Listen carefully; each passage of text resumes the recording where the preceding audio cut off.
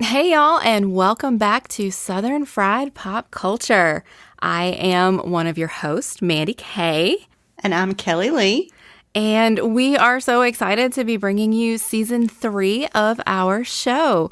In this season, we are going to be talking about classic television with that Southern 80s TV show, Designing Women.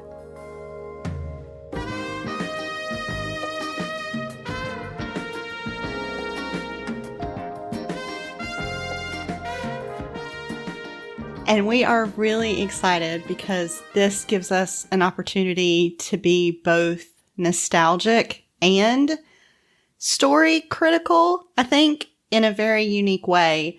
Mandi, I don't know about you, but when I think about television, this was my first Southern show. Like, this might have been my only Southern show for a really long time. But I remember watching this growing up, and I haven't watched it in a very long time. So it is going to be really interesting to think about our ideas of home and Southern culture through this show. Yeah, absolutely. I think my first Southern show was probably the Andy Griffith Show. But that's mostly because it's set in North Carolina. So, yeah. I mean, Aunt Bee's from just down the road. Yeah. But Designing Women is the TV show that I really think of when I think of Southern TV. Uh-huh. Yep. Because I grew up on it. I grew up on like the show as the episodes were new. Well, I mean, I was a kid, but, you know, we watched them. And then in syndication growing up, if it was on, I tried to find it and watch it.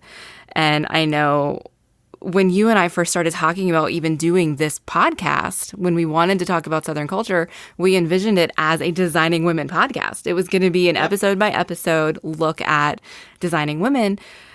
But oh my gosh, it was impossible to find Designing Women anywhere. It was not streaming except for these really, really terrible quality videos on YouTube.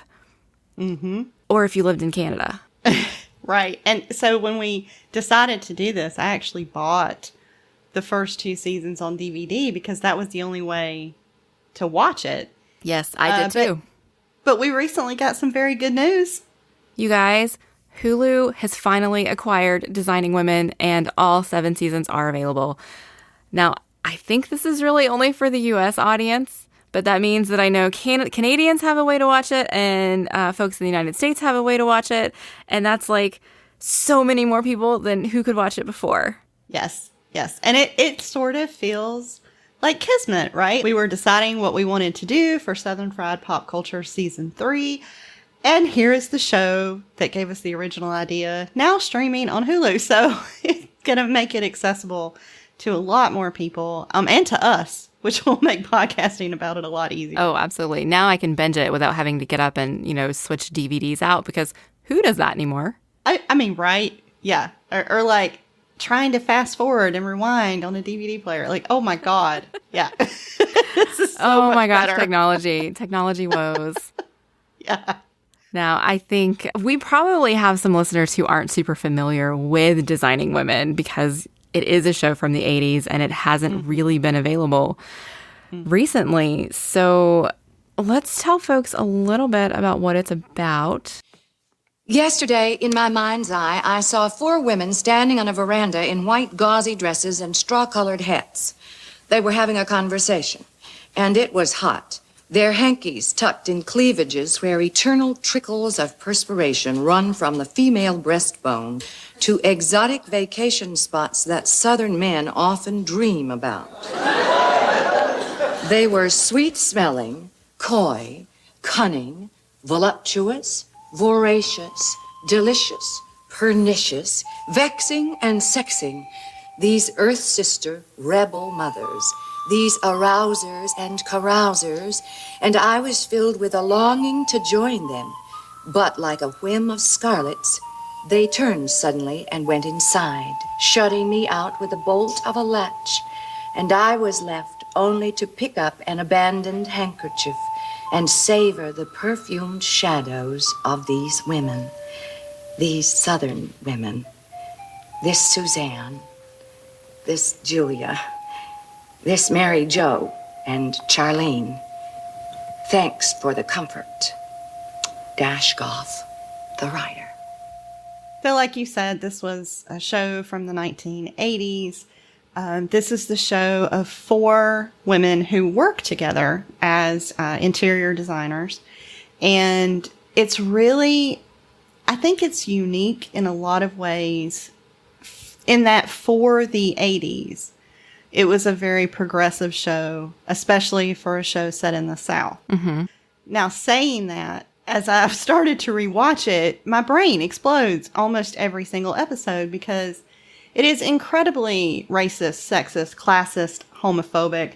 You name it, it's in there. But it's also a show with a lot of humor and a lot of heart. Mm-hmm. And I think for anyone who, has ever lived in the South or even visited the South, there are a lot of things that are going to resonate here. But bigger than that, like if you have experienced the idea of found family or chosen family, that these are women who really chose each other in that way. And they start, as friends and coworkers. But this is really the story of that family unit and the way that they support each other. Show me how to do what you do. Well, I'm not sure exactly what that is. Oh, get serious, Julia. They don't call you the Terminator for nothing. They're very different personalities, and all of them have, very different lives. But there's a lot of power in that. And so I think even though there are things that are toxic for the culture and the time, there's a lot of things that still resonate, even with the show now being as old as it is. Absolutely. It was ahead of its time in a lot of ways. It was definitely of its time in a lot of those problematic ways that you're talking about. But it tackled unhealthy beauty standards and beauty pageants, domestic violence, AIDS, homosexuality, porn, things that you just weren't seeing on TV, particularly in a very explicit way. And I think that it really shouldn't matter what your personal views are about birth controls because, you see, we're not just talking about preventing births anymore. We're talking about preventing deaths. 25,000 Americans have died, and we're still debating. For me, this debate is over. More important than what any civic leader or PTA or Board of Education thinks about teenagers having sex or any immoral act that my daughter or your son might engage in is the bottom line that I don't think that they should have to die for it. Thank you. Like, Designing Women was not afraid to push that bar, and I'm really, really excited to explore the whole series in 2019. Yes, me too. It will be very interesting. And I think it was my first example of seeing strong, independent women on television. Mm-hmm. If you are looking for somebody to suck pearls, then I suggest you try finding yourself an oyster, because I am not a woman who does that. As a matter of fact, I don't know any woman who does that because it's stupid, and it doesn't have any more to do with decorating than having cleavage and looking sexy has to do with working in a bank. These are not pictures about the women of Atlanta. These are about just the same thing they're always about. And it doesn't matter whether clothes are on or off. It's just the same old message. And I don't care how many pictures you've taken of movie stars. When you start snapping photos of serious, successful businessmen like Donald Trump and Lee Iacocca in unzipped jumpsuits with wet lips straddling chairs, then we'll talk. And so for all of its faults, I love it for that. So it's going to be, and it's funny as hell. That reminds me of that story about the Southern woman who goes to this real la-di-da cocktail party in New York City. She turns to a Northern woman and she says, "Where y'all from?" And the Northern woman looks at her and says, "We're from where we don't end our sentences with a preposition." So the Southern woman looks at her and says, "Oh, well then, where y'all from, bitch?" It has its moments. It is funny. Oh, absolutely. So it's going to be really interesting to go through it all again and watch it with you and have these discussions. And thanks, Hulu, for making our lives better and our podcast easier to do. Yep. So our format is going to be a little different than what you are accustomed to, either from our previous seasons on Southern Fried Pop Culture or what you've seen other podcasts do when they do tackle an entire television show. We are not going to do an episode by episode recap. We are going to do a season by season recap. So episode 1 of season 3, we'll talk about season 1 of Designing Women. We'll do an episode for season 2, season 3, until we cover all 7 seasons. And then we'll probably have at least one kind of wrap up post at the end to talk about the entire show and how we grew, how we felt the show grew, and all of that stuff. So we're not looking into years of watching Designing Women. We're going to get through the whole show relatively quickly. Yeah. Yep. And it's going to be, I think it's going to be a lot of fun, Mandy. It will be a lot of fun. So you guys look forward to some new episodes coming from us in your podcatchers very, very soon.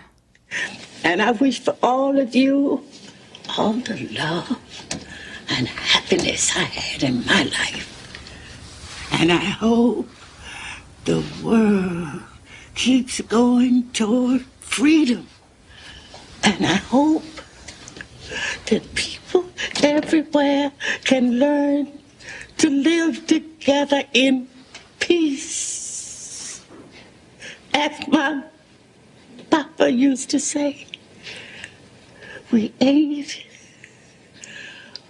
what we should be. We ain't what we gonna be. But at least we ain't what we was.